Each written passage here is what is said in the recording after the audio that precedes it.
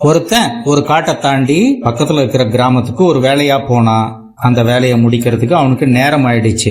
அவனுக்கு பயம் எடுத்துக்கிச்சு. ஏன்னா அந்த காடு மிகவும் அடர்ந்தது. இருட்டு நேரத்துல அந்த காட்டுக்குள்ள வழியே தெரியாது. அது போக அந்த காட்டுல பேய் இருக்கிறதா அந்த ஊருக்குள்ள ஒரு வதந்தியும் இருக்குது.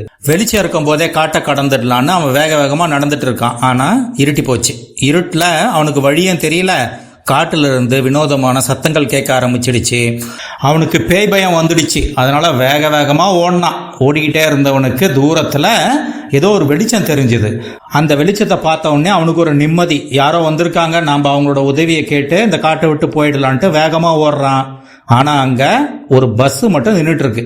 அந்த பஸ்ல யாருமே இல்லை. ஆனா விளக்கு எரிஞ்சுக்கிட்டு இருக்கு. அவனுக்கு ஆச்சரியம். பஸ்ல விளக்கு எரியுது, ஆனா யாருமே இல்லையன்ட்டு பஸ்ஸுக்குள்ள போய் உட்காந்தான். பஸ்ஸுக்குள்ள போய் உட்காந்த உடனே அவனுக்கு பயம் இன்னும் அதிகமாயிடுச்சு. அந்த காட்டோட விஷயம் அவனோட பதட்டத்தை அதிகமாக்கிடுச்சு. அந்த நேரத்துல பஸ் ஒரு சத்தத்தோட நகர ஆரம்பிச்சது. அதை பார்த்த உடனே அவன் பயந்துட்டான். வேக வேகமா இறங்க கீழே வந்தான். பஸ்ஸை விட்டு இறங்குறான். அவனோட முதுகுல பலமான ஒரு அடி. இவன் பயத்தோட பேயா இருக்குமோன்ட்டு திரும்பி பார்க்கறான். அப்ப பஸ்ஸோட கண்டக்டர் கோவமா கத்துறாரு, ஏண்டா நானும் டிரைவரும் வண்டியை தள்ள முடியாம தள்ளிக்கிட்டு இருக்கோம், பிரேக் டவுன் ஆயிடுச்சுன்ட்டு. நாங்க 2 பேருமே வண்டியை தனியா தள்ளிட்டு இருக்கோம், இறங்கி வந்து வண்டியை தள்ளு, ஸ்பீட் பிரேக்கரை வண்டி தாண்டினாதான் நம்ம ஸ்டார்ட் பண்ண முடியும்னாரு. இதை கேட்ட பிறகுதான் அவனுக்கு உயிரே வந்துச்சு.